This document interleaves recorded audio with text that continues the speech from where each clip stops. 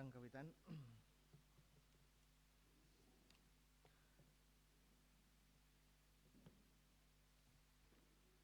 Kamari teh diringkesnya.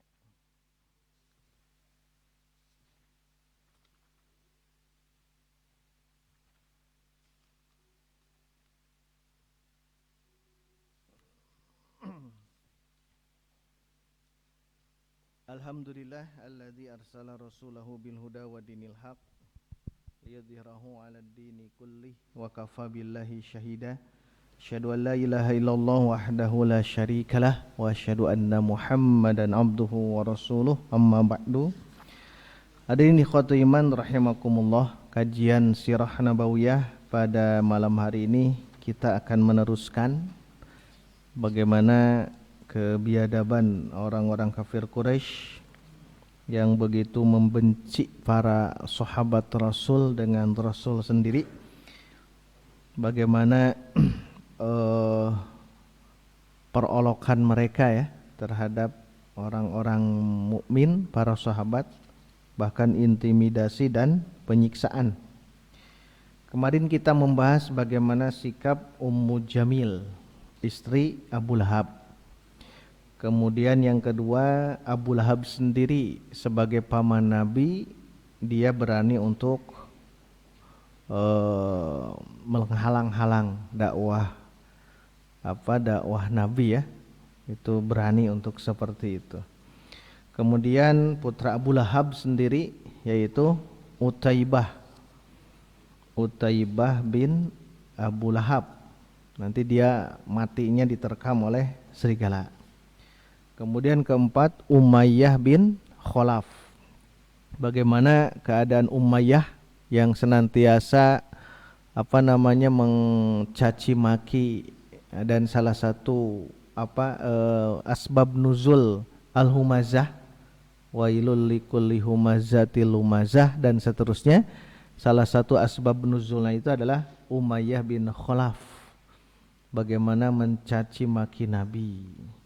Yang kelima itu Ubay bin Khalaf, saudaranya ya, Umayyah kemudian Ubay bin Khalaf. Kalau Ubay bin Khalaf terkenal yang bawa tulang belulang yang sudah rapuh itu ya. Kemudian Uqbah bin Abi Mu'id yang meludahi Nabi kan itu ya.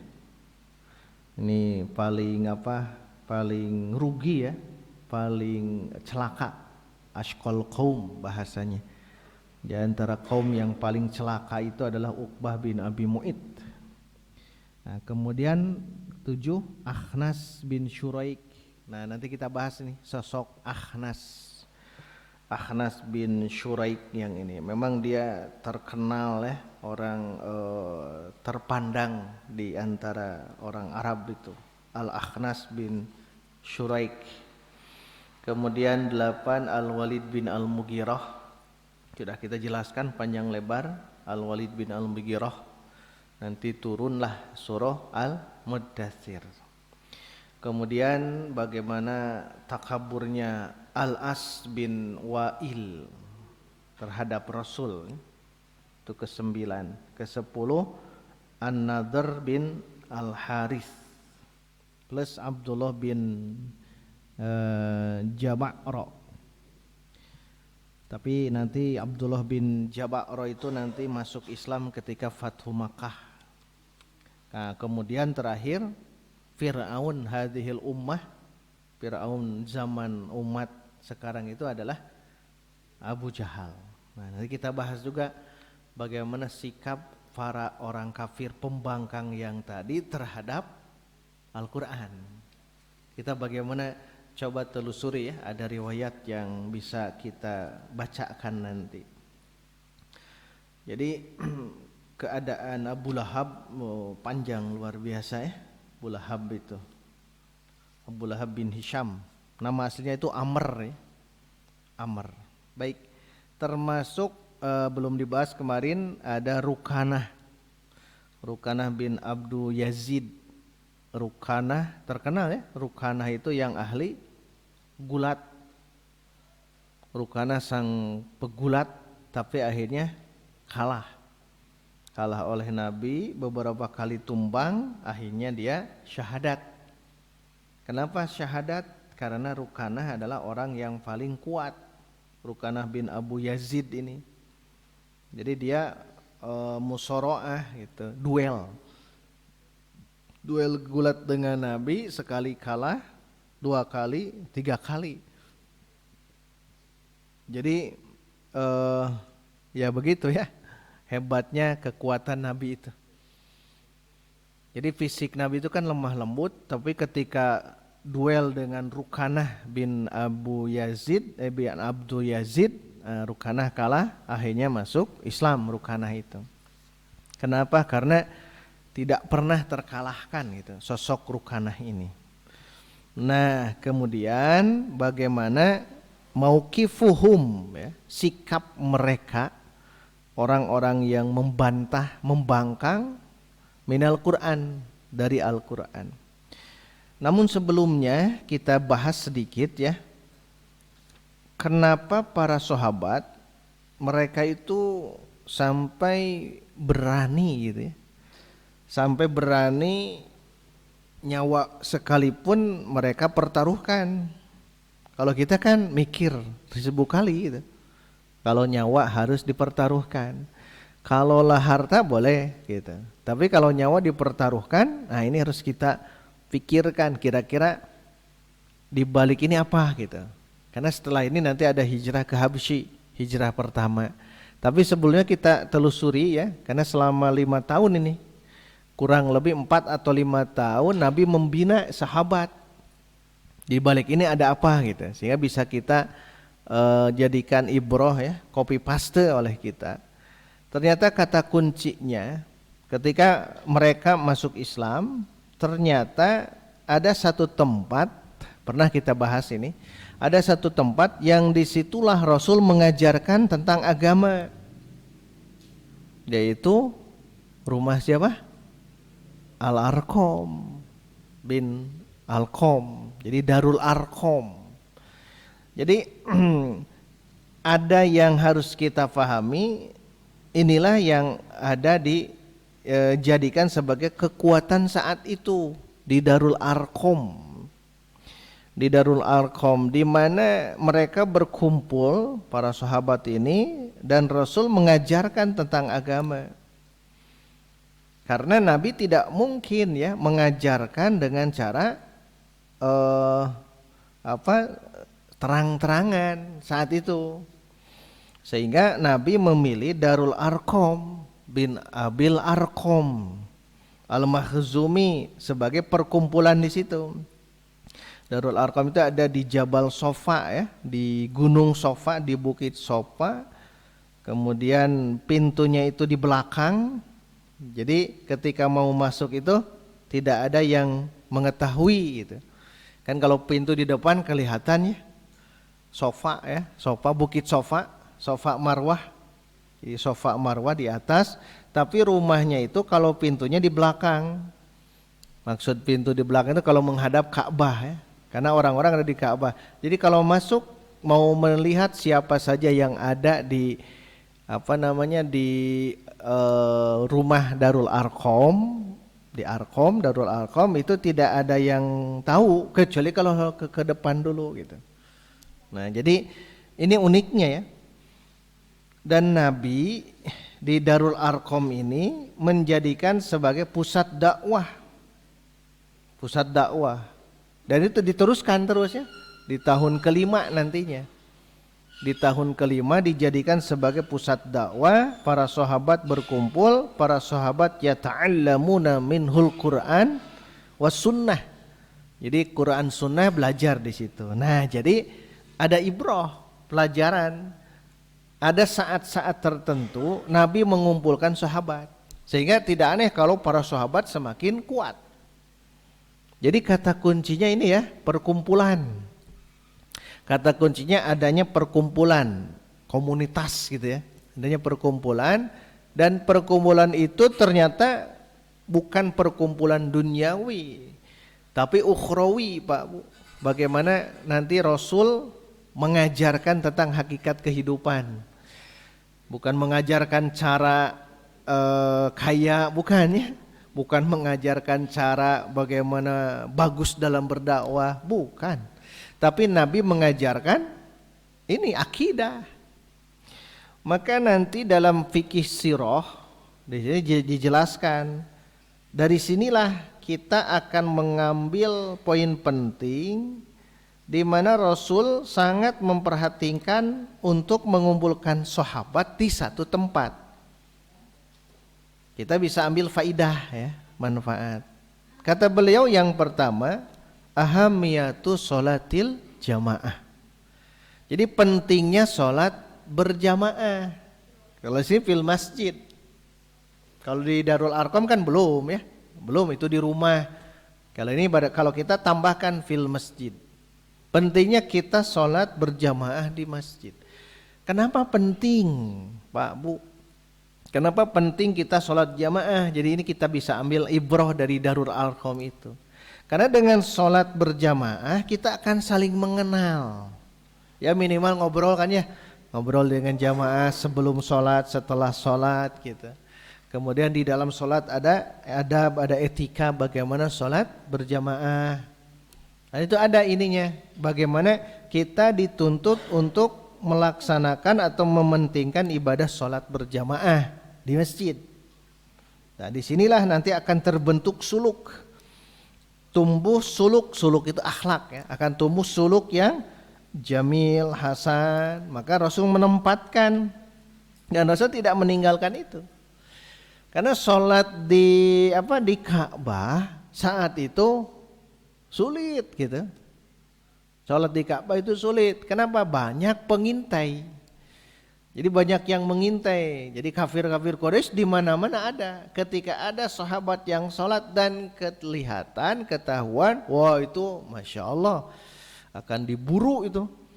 Diburu, dipukuli, bahkan kalau sampai ada yang meninggal gitu. Ayo orang gitu tuh. Kan tuh. Paling kemarin ada tertahannya di pandemi lockdown ya. Tapi lockdown itu kan di luar sana. Kalau di masjid tidak. Walaupun ada masjid yang memang di lockdown. Ayeuna geus teu di lockdown anger keneh ya. Ketika di lockdown masyarakat tidak ada yang sholat di masjid. Ketika beres lockdown anger teu dari ke masjid. Makanya berat nih tantangan ini. Jadi bermula itu dari sholat jamaah. Biasakan. Karena tantangannya Pak Bu, tantangan kita mau sholat berjamaah di masjid itu berat. Tantangannya biasa di mana? Di dalam, di luar.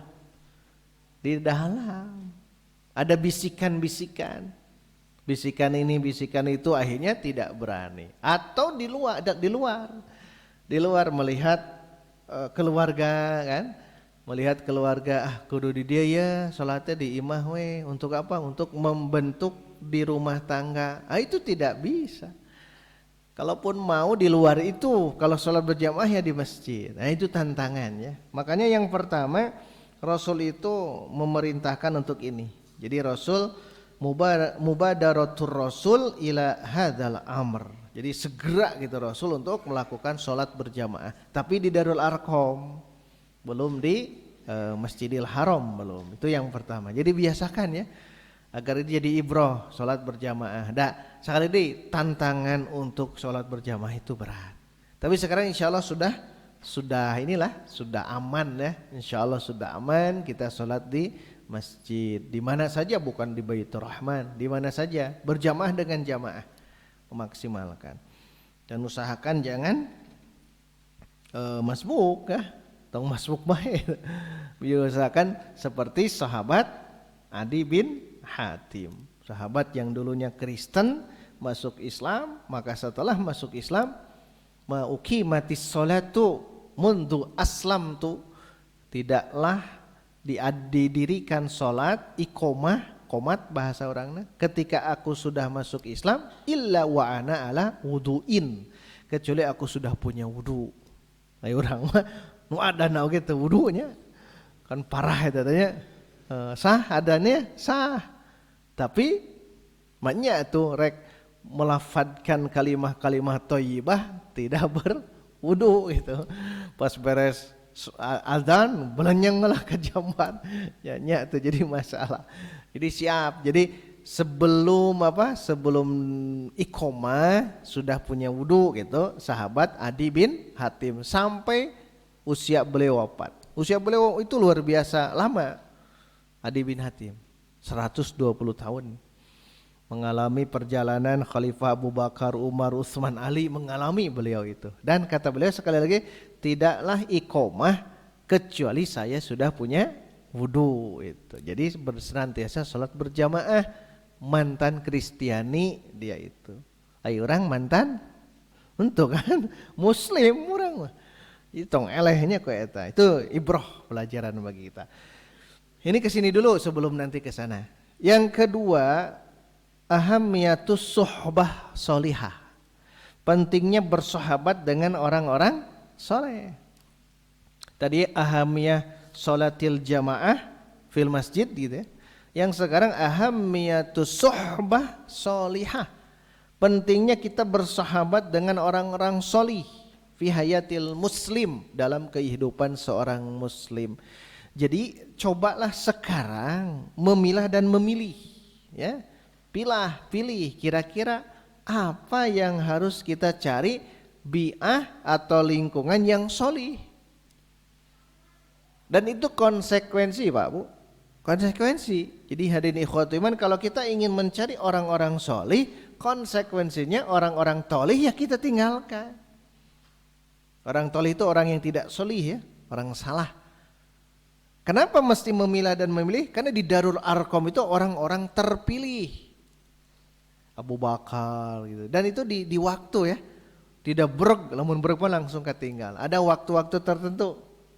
Waktu tertentu sahabat ini.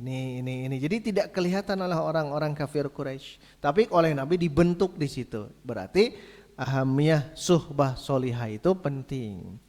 Karena begini, kalau kita punya teman dan teman itu adalah cerminan kita.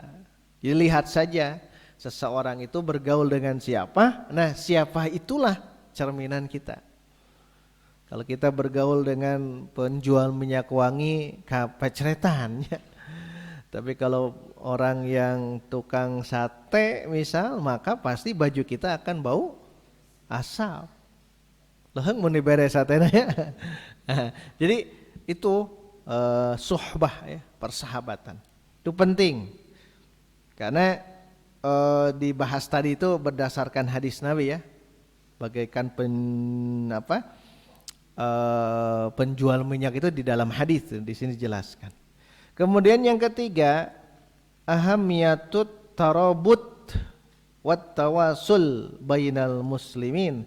Pentingnya tarabut, saling menguatkan, tawasul, saling menyambungkan silaturahim di antara kaum muslimin. Penting nih ya, ukhuwah jadinya. Ini pentingnya karena sesama muslim itu akhirnya mereka saling menguatkan. Dan ternyata sahabat-sahabat di awal mula itu adalah mereka orang-orang yang fakir miskin, mantan hamba sahaya, tapi gagahnya luar biasa.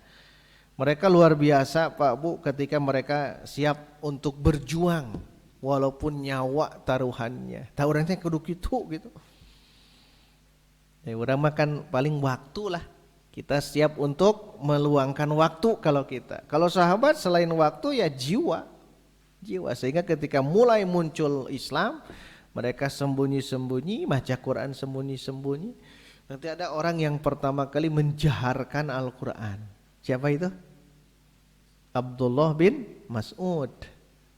Abdullah bin Mas'ud orang yang pertama kali menjaharkan Quran di depan orang-orang kafir Quraisy. Apa yang dialaminya? Ditenggelan. Higa Abu Zar itu. Ditenggelan sampai pingsan itu. Jadi lamun ditenggel sambil pingsan menunjukkan sakitnya luar biasa ya. Bangun lagi, jaharkan lagi. Maka sosok Abdullah bin Mas'ud inilah sahabat yang luar biasa ya. Beliau sebagai generasi awal kemudian hijrah ke Madinah, beliau jadi ulama gitu.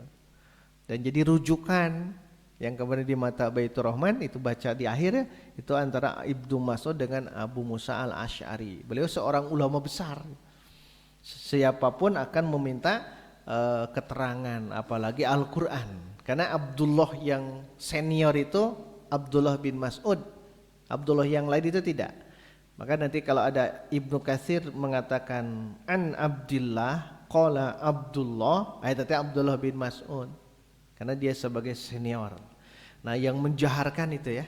Nah kemudian sekarang kita akan meneliti, menelusuri sikap mereka orang kafir Quraisy tapi terhadap Quran. Jadi kita akan terbayang akhirnya, oh gini kehebatan Quran sampai begini. Nanti kita sebagai para ahlul Quran tingkatkan ya.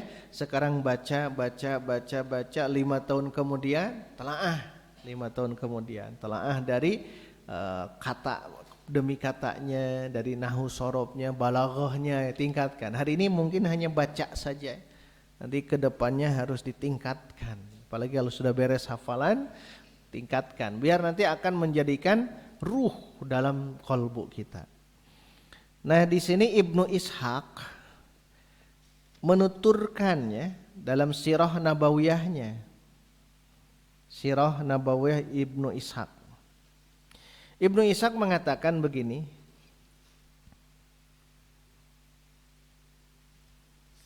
atau di sini sebelum ke sana,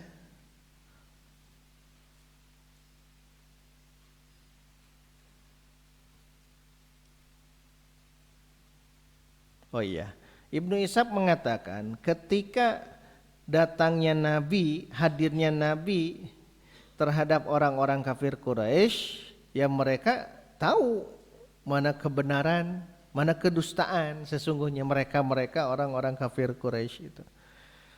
Dan juga dari kelebihan dari Nabi kita itu ketika menjawab pertanyaan-pertanyaan tentang masalah yang gaib, Nabi langsung menjawab. Tentang ruh juga sama. Walaupun nanti bab ruh itu apakah Makkiyah atau Madaniyah itu terlepas dari perbedaan itu ya. Ayat ruh yas'alunaka anir ruh. Apakah ini Madaniyah? Kalau Madaniyah berarti orang-orang Yahudi nanya tentang ruh. Ataukah Makkiyah pun sama gitu. Itu terlepas dari itu. Tetapi Nabi ketika datang kepada orang-orang kafir Quraisy tentang ilmu-ilmu yang tentang perkara-perkara yang gaib di mana orang-orang kafir menanya kepada mereka, dijawab oleh Nabi itu. Jadi jawab oleh Nabi ya. Seperti sahabat atau orang-orang kafir ya, bukan sahabat, orang-orang kafir bertanya tentang hari kiamat dijelaskan, tentang nanti akan terjadi di hari kemudian dijelaskan. Nah itu kelebihan Nabi. Sehingga ketika membaca ayat-ayat Makkiyah membuat orang-orang yang mendengar itu terperanjat dan kagum gitu, kaget gitu. Tentang bab-bab tentang sesuatu yang tidak sampai kepada mereka saat itu. Nah sampai-sampai mereka berpikir antara terus atau menolak, terus ke Nabi atau tolak, ya terima atau tidak. Tetapi ada akhirnya mereka di antara orang kafir, di antaranya Abu Jahal, mereka mengatakan la tasma'u li hadzal Qur'an. Itu surah ini ya. Fussilat 26. La tasma'u hadzal Qur'an. La tasma'u, jangan kalian dengarkan li hadzal Qur'an. Quran yang ini, bacaan yang ini.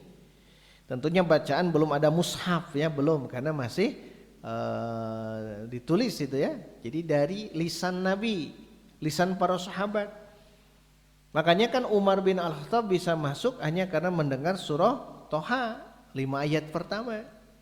Mendengar tadi ayat ini la tasma'u li hadzal Quran, jangan kalian dengarkan Quran, walghaw fihi, walghaw telago, antapkeunlah gitu, la'allakum taglibun, agar kalian menang. Ini adalah pernyataan mereka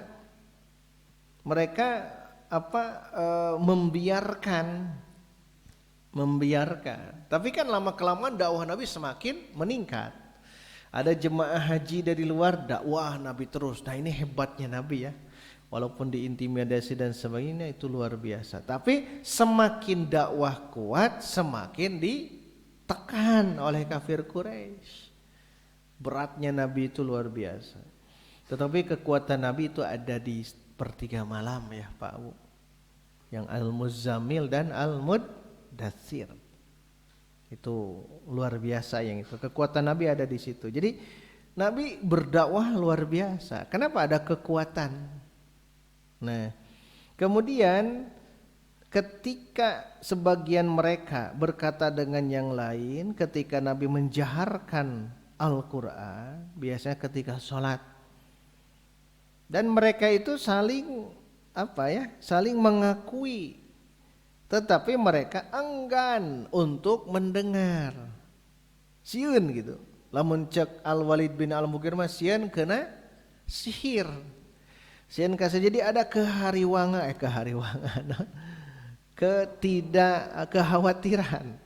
kekhawatiran mereka itu. Akhirnya istasraqo sam'a. Masih ke bangsa jin deh ya. Yang kita bahas itu ya. Istasraqo sam'a itu mencuri pendengaran gitu. Oleh Ibnu Atsir dalam An-Nihayah kitab tersebut mengatakan istasraqo mencuri pendengar itu adalah annahu yastami'uhu mukhtafi kama yaf'alu sariq. Jadi yang dimaksud mencuri berita itu seperti jin ya. Jin itu syaitan itu mencuri kabar langit turun ke bawah, nanti ada para dukun. Nah, pernah kita jelaskan. Nah, di sini jelaskan mereka mencuri pendengaran Nabi. Maksudnya mereka mendengarkan bacaan Nabi tapi mukhtafi, bersembunyi, sesulumputan, kama yaf'alu sariqu, sebagaimana yang dilakukan oleh pencuri. Kan maksudnya sesulumputannya, pencuri, mereka juga sama. Begitu ya. Nah, ini kan sikap mereka. Orang-orang kafir Quraisy membangkang.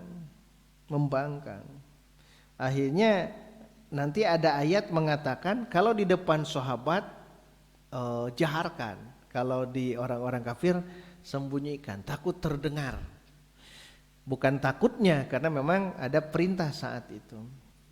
Maka jika mereka ada yang melihat pura-pura gitu.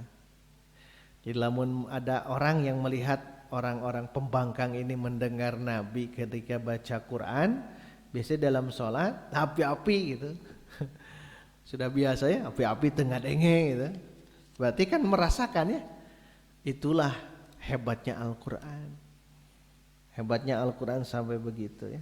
Nanti di riwayat Bukhari Muslim dari Abdullah bin Abbas tentang sababun nuzul, wala tajhar bi sholatika wala tukhafit biha wabtaghi baina dzalika sabila. Surah Al-Isra 110. Wala tajhar bi sholatik, janganlah kamu jaharkan bacaan salatmu, wala tukhafit, jangan disembunyikan.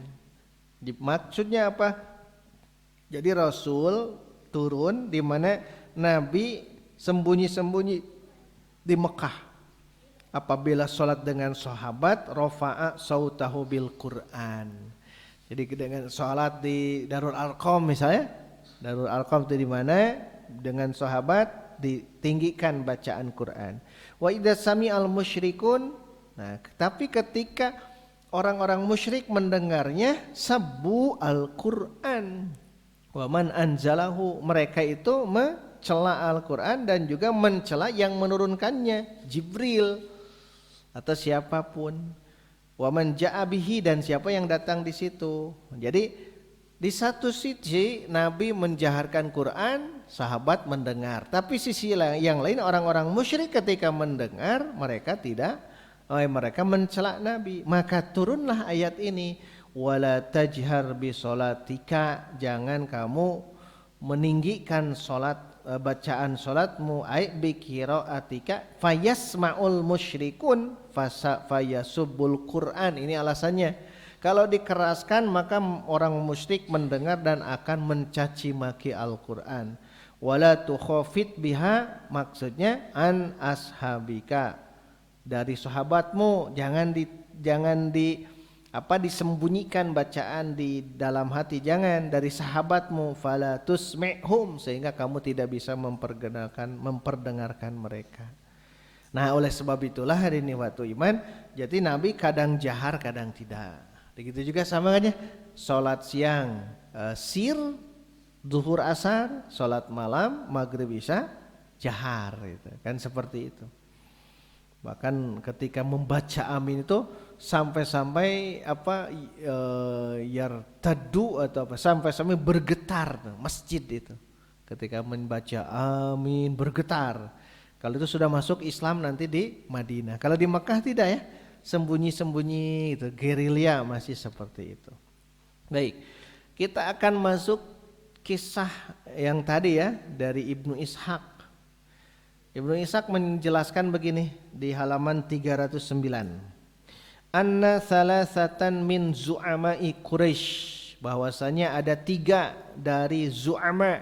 Zu'ama itu gegeden ya, orang-orang yang terpandang dari Quraisy, terpandang mereka. Yang 3 orang itu. Hum, 1 Abu Sufyan ibnu Harb. Jadi ini kisahnya, hafalkan nama pelaku ini ya. 1 Abu Sufyan bin Harb. Abu Sufyan. Yang Abu Sufyan nantinya dia masuk Islam ya. Abu Sufyan itu nanti dia masuk Islam ketika Fathu Makkah.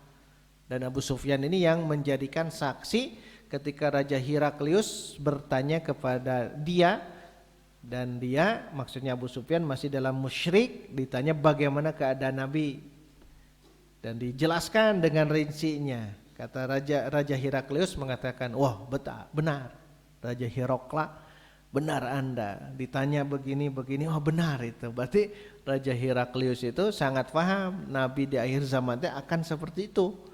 Pengikutnya diantaranya pengikutnya dari orang-orang rendahan, fakir miskin, betul. Tapi semakin hari semakin banyak, dan banyak juga yang menentangnya. Nah, data itu Abu Sufyan menjelaskan kepada Raja Herakla atau Heraklius, menunjukkan itulah nanti akan munculnya Islam. Tapi hentenya Heraklius itu ada jamaahnya, ada rakyatnya yang banyak saat itu. Itu yang pertama Abu Sufyan bin Harb. Yang kedua Abu Jahal. Nah, Abu Jahal ya. Abu Jahal bin Hisham. Nama aslinya Amr ya, Amr bin Hisham. Ini pernah kita jelaskan dulu. Rasul pernah berdoa kepada Allah, Allahumma a'izzal Islam bi Umariyan. Ya Allah, izzahkan Islam dengan 2 Umar. Nah, maksudnya Umar bin Al-Khattab dan Amr bin Hisham. Kenapa Amr dijadikan Umaroini, 2 Umar? Ya Allah, izzahkan, gagahkan Islam dengan masuknya Umar bin Al-Khattab dan Amr bin Hisham. Nah, Amr bin Hisham itu ya Abu Jahal. Qadarullah, Allah menakdirkan siapa? Umar bin Al-Khattab masuk Islam. Jadi luar biasa Umar bin Al-Khattab berjuangnya. Sedangkan dia, Abu Jahal, Fir'aun hadhil ummah. Fir'aun itu. Fir'aun aduh luar biasa menghadapi dia. Karena jangan dibayangkan Abu Jahal di sini adalah bapak kebodohan, jangan. Maksudnya dia jahiliyah memang gitu.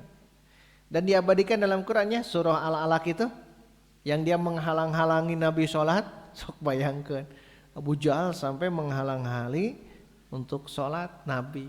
Aro'aita apa? Al-Alaq. Aro'aita alladzi yanha abdan idza shalla. Nah, itu kan, apakah Anda tidak melihat ada yang melarang seorang hamba ketika dia sholat? Itu mangkeluknya ya Abu Jahal ya. Di surah Al-Alaq.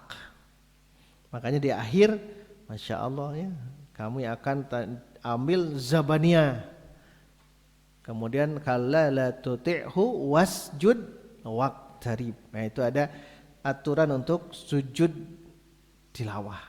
Sujud tilawah di situ. Kalau sudah baca itu, hukumnya sunnah. Yang pertama siapa? Abu Sufyan bin Harb. Yang kedua Abu Jahal bin Hisham ya. Yang ketiga Al-Akhnas bin Syuraiqin. Akhnas Al-Akhnas pakai sin. Al-Akhnas bin Syuraiqin. Syuraiq. Jadi ada 3, Abu Sufyan, Abu Jahal dan Akhnas. Tapi Abu Sufyan nanti dia masuk Islam. Yang 2 tidak ya. Nah, perhatikan ya. Saya bacakan ya. Kitabnya saya bacakan. Jadi 3 orang ini, Abu Sufyan bin Harb, Abu Jahal bin Hisham dan Al-Akhnas bin Syuraiq. Kharaju, mereka keluar. Ini Ibnu Hisham, Ibnu Ishaq. Ibnu Ishaq punya sanadnya bila menuturkan tentang kisah yang ini. Kharaju, mereka keluar lailatan, 1 malam. Ingat, malam pertama keluar. Tujuannya liyastami'u min Rasulillah. Agar mereka yastami'u bahasanya, mendengar dengan seksama. Bukan yasma'u, bukan. Liyastami'u, mendengar dengan seksama. Ngaregepkeun mun bahasa Sundana. Siga di jin ya. Qul uhiya annahu istama'a nafarun minal jinni. Istama'a itu. Kemarin saya jelaskan. Istama'a, agar mereka menyimak min Rasulillah, dari Rasul. Apa? Wa huwa yusolli. Nabi sedang sholat minal lail, sholat di waktu malam. Di mana? Fi baitihi, di rumahnya. Terus sholat naon ya? Maghrib isya. Maghrib isya. Tahajud.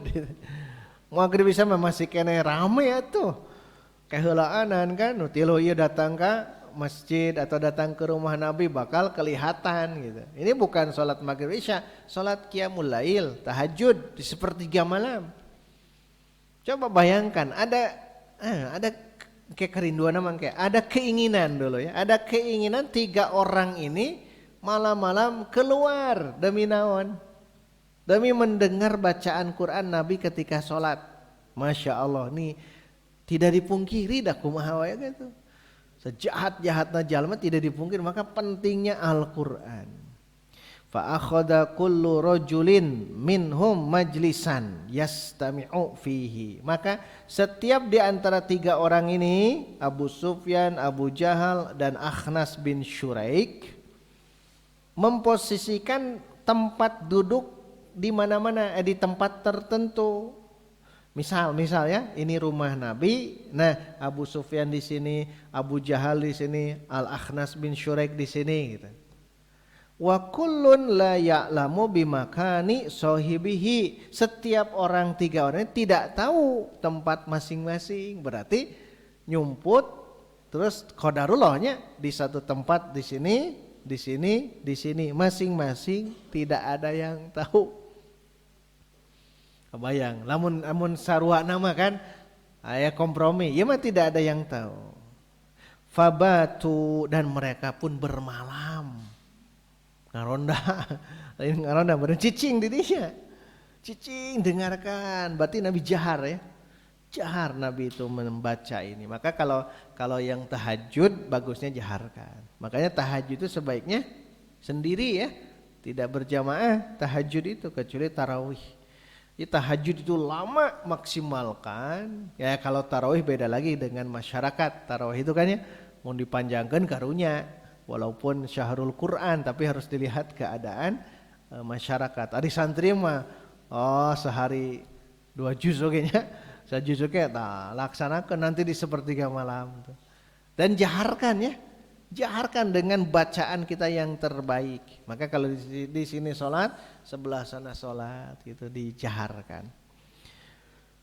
Fabatu yastami'una lah. Kemudian mereka pun tinggal di situ, bermalam di situ, masing-masing mendengarkan Nabi.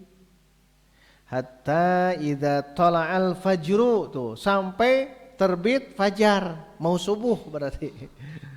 Kebayang Pak Bu sabaraha jam. Nabi itu sejak jam 12 malam sudah bangun. Kalau kita baru tidur. Nabi itu ba'da isya tidur. Jam 9 tidur Nabi itu, jam 12 bangun. Nah di sini mereka itu mendengarkan di waktu malam, kabayang lamun jam 1 lah ya, gampangnya. Jam 1 mereka di sini sampai menjelang subuh jam 4. Tafarraqu, mereka pun berpisah. Pulang gitu ya. Jadi kan merasakan, dah tidak mungkin semenit 2 menit. Minimal 1 jam mendengar bacaan Nabi, dan pendengar mereka itu faham apa yang dibaca oleh Nabi, bukan merdunya, faham. Lamun membaca surat juz amma sangat paham mereka yang 3 orang itu. Fajama'ahumut thoriq, tapi di tengah jalan mereka berkumpul sepasang rok gitu. Papanggi fatalawamu, maka mereka saling mencela. Di mana-mana itu. Masya Allah, ini kisahnya luar biasa ya. Nanti dibaca saja. Mereka saling mencela satu demi satu yang lainnya. Wa qala ba'duhum li ba'din, di antara mereka ada yang mengatakan la ta'udu, tong diulang deui lah era urang teh gegeden gitu. Falau ra'akum ba'du sufahaikum, andaikan sebagian orang-orang bodoh, tuh bahasa sufaha, bodoh, nyebut teh bodoh. Andaikan ada di antara orang bodoh melihat maraneh gitu, la auqatum fi nafsihi syai'an, bahaya gitu. Bahaya lamun katingali kuy. Jadi tetapnya hati nurani itu tidak bisa dipungkiri. Jadi ketika kita dakwah saja, satu waktu ada yang menolak, di hati nuraninya insyaallah dia akan merasakan kebenaran Islam itu. Summan sarafu baralik we. Hatta idza kanatil lailatus tsaniyah. Bayangkan malam kedua. Tadi malam pertama, malam kedua berarti kan sononya rindu ya, aduh hayang ya. Dan ini nyata. Ada kullu rajulin minhum ila majlisihi. Maka mereka masing-masing kembali ke majlisnya. Majlis ya, kalau ini Abu Sufyan, Abu Jahal, Akhnas itu didinya kan gitu. Qadarullahnya. Fabatu, mereka pun bermalam di situ, yastami'una lahu, mendengarkan bacaan Nabi ketika sholat. Hatta idza tala'al fajru tafarraqu, ketika fajar menjelang subuh mereka pun keluar berpisah. Fajama'ahumut thoriqu, di jalan pasang rok deui. Kan gitu. Faqala ba'duhum li ba'din mithla ma qalu awwala marrah, maka mereka pun berkata seperti yang di awal. La ta'udu falau ra'akum ba'du sufais, dan seterusnya. Jangan kembali lagi, malu kita kalau dilihat oleh orang-orang bodoh yang itu. Hari keberapa? Kedua, summan sarafu, pulanglah mereka. Hatta idza kanatil lailatus tsalisah. Berarti sampai hari ketiga. Berarti mau tidak mau Abu Sufyan menyadari itu, Abu Jahal menyadari, Al-Akhnas menyadari. Nganu bedagong nama hiji ta, yaitu Abu Jahal. Akhadha kullu rajulin minhum majlisahu. Nah, kita ringkas saja. Jadi setiap hari malam ketiga ya mereka duduk di sini bermalam mendengarkan sampai nanti terbit fajar mereka berpisah. Di tengah jalan bertemu lagi dan mereka mengatakan la nabrah hatta nata'ahada alla na'udu. Kita ini orang kudu berjanji ya ulah balik deui gitu. Ulah balik deui. Fata'ahadu ala zalika. Kemudian mereka itu saling berjanji, yakin ini mah ulah datang deui ka dia, summa tafarraqu, kemudian berpisah. Nah, jadi kesimpulannya ini panjang ya. Kesimpulannya memang diakui ya, Quran itu diakui oleh orang-orang kafir Quraisy. Sikap mereka itu mengakui. Ketika pagi harinya Al-Akhnas bin Syuraik datang ke Abu Sufyan dengan membawa tongkatnya ke rumahnya, kemudian minta pendapat, apa pendapatmu? Akhbirni ya Aba Handalah an ra'ika fima sami'ta min Muhammad. Apa yang kamu punya pikiran tentang apa yang kita dengar selama ini 3 hari 3 malam. Kesimpulannya mengakui Abu Sufyan mengakui, Al-Akhnas bin Syuraik mengakui, datang ke Abu Jahal, Abu Jahal mangkeluk nu hese diaturnya. Hati nuraninya memang ia mengakui tapi angger we. Dia halang-halangi oleh Abu Jahal. Jadi Abu Sufyan dan Al-Akhnas bin Syuraik itu mereka diinikan lagi itu ditolak ya oleh Abu Jahal. Pertanyaannya terakhir, apa yang menyebabkan Abu Jahal tidak mau masuk Islam gitu ya? Pertanyaan akhirnya. Nah di sini kata kuncinya adalah al-kibru wal hasadu. Itu kata kuncinya. Al-kibru itu apa ya artinya? Takabur. Al-hasadu hasud. Jadi kata kuncinya di sini.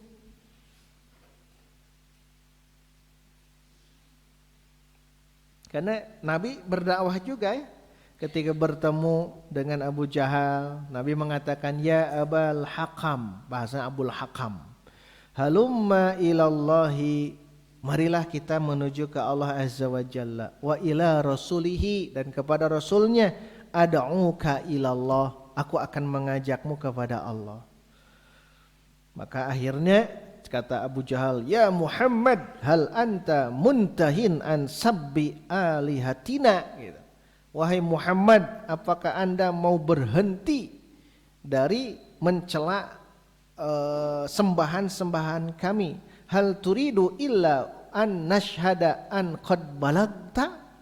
Apakah anda mau kalau kami menyaksikan bahwa anda sudah menyampaikannya? Karena Rasul biasa gitu, ya Allah qad balagtu, ya Allah sudah saya sampaikan, rek gitu. Nah singkat cerita menolaklah ini. Abu Jahal itu menolak karena al-kibru dan al-hasadu. Hati-hati ya. Pemiaya al-kibru dina diri orang menolak kebenaran. Hati-hati karena al-kibru batarul haq wa gomtun nas. Takabur itu adalah batarul haq, menolak kebenaran, wa gomtun nas, dan menghina orang lain. Menghina orang lain. Hati-hati ya, yang begitu luar biasa kalau dalam diri kita. Biasanya al-kibr itu muncul kepada orang yang berilmu, nambah ilmu. Biasanya ngahina kepada orang yang berbeda dengan kita. Na'udzubillah. Kita justru ketika menambah ilmu harus merunduk seperti padi. Dan harus jembar, harus wajar dia seperti itu karena belum tahu ilmunya. Kita mah semakin pongah, na'udzubillah. Harusnya harus sadar diri, harus begini gitu. Nah, kembali ke yang ini, kesimpulan akhirnya di sela-sela intimidasi bahkan penyiksaan orang-orang kafir Quraisy, tapi ada rasa bahwa orang-orang kafir Quraisy pun merasakan ini adalah kebenaran gitu. Ini adalah kebenaran dan Quran adalah kebenaran. Tapi ya kembali ke tadi, tapi karena al-kibru dan al-hasadu yang ada di dalam diri Abu Jahal dan yang lain-lainnya, akhirnya mereka tidak mau menerima cahaya Islam. Bahkan mereka ingin memadamkan, yuriduna liyutfi'u nurallahi biafwahihim. Jadi mereka terus dengan mulut-mulut mereka mencaci maki, menghina Nabi Muhammad dengan para sahabat. Nah, karena itu luar biasa berat tantangannya, semakin hari semakin berat. Nah, maka ada perintah dari Allah kepada Rasul untuk sahabat-sahabat yang diintimidasi itu untuk hijrah. Nah, insyaallah kita akan bahas al-hijratul ula ilal Habsyah, hijrah pertama Nabi kepada atau ke Habsyah ya, tapi Nabi tidak ikut, nanti hanya beberapa orang dulu hijrah pertama ke Habsyah. Kenapa ke Habsyah? Insyaallah kita akan bahas berapa orang dari laki-laki, berapa orang dari perempuan, dan apa akibatnya ketika mereka hijrah dari Makkah ke Habsyah untuk pertama kalinya. Insyaallah kita akan teruskan di pertemuan berikutnya. Aqulu qouli hadza wa astaghfirullah li wa lakum walhamdulillahirabbil alamin. Wassalamualaikum warahmatullahi wabarakatuh.